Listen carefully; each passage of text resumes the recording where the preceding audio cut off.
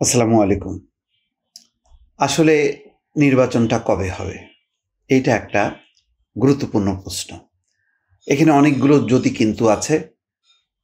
December সময় আছে, ফেব্রুয়ারি, আবার এপ্রিল, আবার যদি ধরা হয় সেই জুন। মানে নানা রকম মাস হেরফের হচ্ছে। বিবিসি বাংলা প্রধান নির্বাচন কমিশনার এম নাসির উদ্দিনের একটি সাক্ষাৎকার নিয়েছে। সেই সাক্ষাৎকারটা আমি কিছু অংশ পড়লাম বা পুরোটাই পড়লাম। উনিও দেখলাম বেশ জটিলভাবে উত্তর দিলেন। ঠিক পরিষ্কার না, উনার কাছে চিত্রটা পরিষ্কার না। কিন্তু একটা কথা বলেছেন, সেটা ভালো লেগেছে। সেটা হচ্ছে আইন শৃঙ্খলা চ্যালেঞ্জিং হলেও নির্বাচন সম্ভব। আমিও বিশ্বাস করি যে সম্ভব। কেন সম্ভব? যে যখন নাকি নির্বাচনের ঘোষণা হয়, জাতীয় নির্বাচন, তখন দেশি বিদেশি অনেকগুলো এজেন্সি, সংস্থা, দেশ ইনভলভ হয়ে যায়।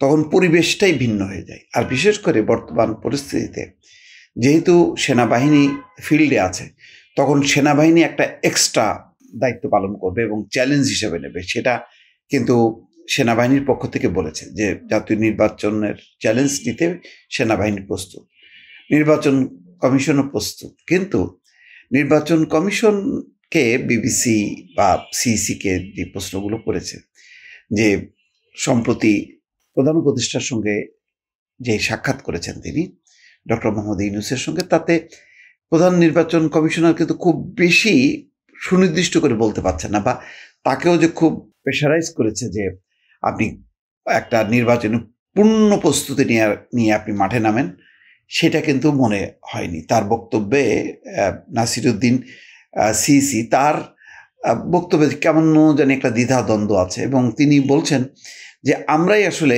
ওই সৌজন্য সাক্ষাৎকারের সময় নিয়ে আমরা দেখা করেছি, প্রধান উপদেষ্টা তাদেরকে ডেকেছে, বিষয়টা তা না। মানে সিইসি নিজের থেকে উদ্যোগী হয়ে গেছেন, আলোচনা করেছেন। সেই আলোচনার মানে খুব সুনির্দিষ্ট ছিল না, ইন জেনারেল ছিল। তো এই কারণেই বিষয়টা একটা সামনে আসছে যে সিইসি যতখানি নির্বাচনের জন্য মানসিকভাবে প্রস্তুত, এবং তিনি বলেছেন যে আমরা প্রথমে যখন বলা হয়েছিল যে ডিসেম্বর থেকে জুন হবে, আমরা ডিসেম্বরকে টার্গেট করেই আমরা প্রস্তুতি নিয়েছি। নির্বাচন কমিশনের প্রস্তুতির কোনো সমস্যা নেই। সমস্যা হলো রাজনৈতিক দলগুলোর, সমস্যা হলো অন্তর্বর্তী সরকারের। এ সরকার মনে করছে যে মানে একটা গুণগত পরিবর্তন যদি না হয়, তাহলে এই নির্বাচন হয়ে লাভ কি? তাহলে তো একই ফ্যাসিবাদী ব্যবস্থা। ঐকমত্য কমিশনের মধ্যেও সেই বিতর্কটা চলছে যে একটা আমূল পরিবর্তন ছাড়া এমনি নির্বাচন দিয়ে লাভটা কি? আর বিএনপি মনে করে যে যদি সুষ্ঠু নিরপেক্ষ নির্বাচন হয়, জনগণ বেছে নেবে যে কার কোন এজেন্ডা, সেই অনুযায়ী সে ভোট দেবে। ফলে এইরকম একটা এলোমেলো অবস্থার মধ্যে কোনো প্রতিষ্ঠান আসলে যেই প্রতিষ্ঠানগুলো রেডি, সেনাবাহিনী বলছে তারা রেডি, নির্বাচন কমিশন বলছে রেডি, কিন্তু সরকার সম্ভবত রেডি না। সরকারের সাথে সংযুক্ত যে রাজনৈতিক দলগুলো, এনসিপি বলেন বা ছোট রাজনৈতিক দলগুলো, জামাত ইসলাম বা ইসলামী আন্দোলন, মানে বিএনপির পরের রাজনৈতিক দলগুলোর বলছি, তারা সম্ভবত নির্বাচন চাইছে না।